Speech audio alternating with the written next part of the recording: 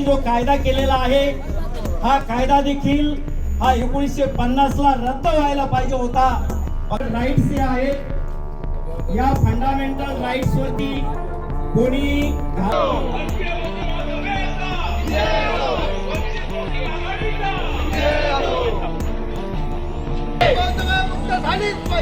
तथागत भगवान गौतम बुद्धांचा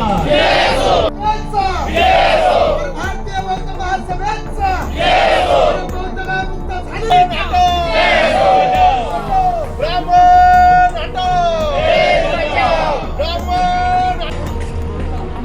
उचलून नेऊन अज्ञातस्थळी ठेवलं जातं, ते आंदोलन चिरडण्याचं काम केलं जात आहे। ही आपली प्रामुख्याने मागणी आहे। जर आपण पाहिलं मुस्लिम धर्माची जी शिखांच्या ताब्यामध्ये आहे, जैन धर्मगुरू असं म्हणावं लागेल।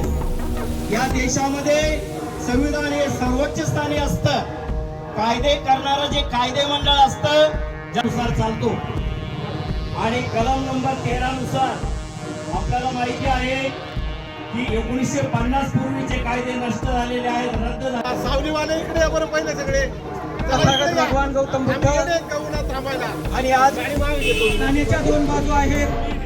बौद्धगया येथील महाबोधी विहार मुक्त करण्यासाठी वंचित बहुजन आघाडीच्या वतीने अहिल्यानगरच्या जिल्हाधिकारी कार्यालयावर मोर्चा काढण्यात आला।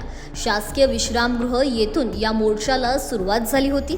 तसेच बौद्धगया येथील महाबोधी विहार हे बौद्ध भिक्खूंच्या ताब्यात घ्यावे अशी मागणी देखील यावेळी करण्यात आली आहे।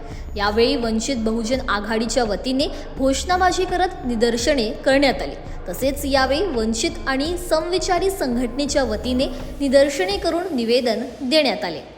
आज अहमदनगर जिल्हाधिकारी कार्यालय येथे भारतीय बौद्ध महासभा तसेच वंचित बहुजन आघाडी यांच्या संयुक्त विद्यमाने आणि व इतर समविचारी संघटनाच्या विचाराने आज जिल्हाधिकारी कार्यालय येथे भारतीय बौद्ध महासभेच्या बौद्धगया मंदिर अधिनियम 1949 हा कायदा रद्द झाला पाहिजे या मागणीसाठी वंचित बहुजन आघाडी आणि भारतीय बौद्ध महासभेच्या व इतर समविचारी संघटनेच्या वतीने मागणी करण्यात आलेली आहे। तसेच 1949 कायदा नव्याने त्याच्यात दुरुस्ती करून रुजू करण्यात यावा आणि त्याचं पालन करण्यात यावं ही मागणी करण्यात आलेली आहे।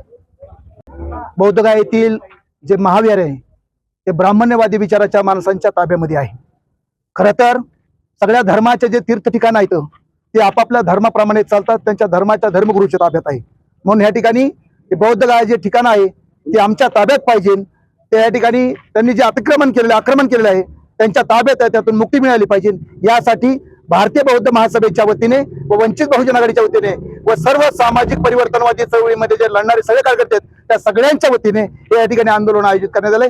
जोपर्यंत बौद्धगया मुक्त होत नाही तोपर्यंत आंदोलन व्यापक स्वरूपाचं चालू राहणार आहे अशी भूमिका मांडून थांबतो। जय भीम।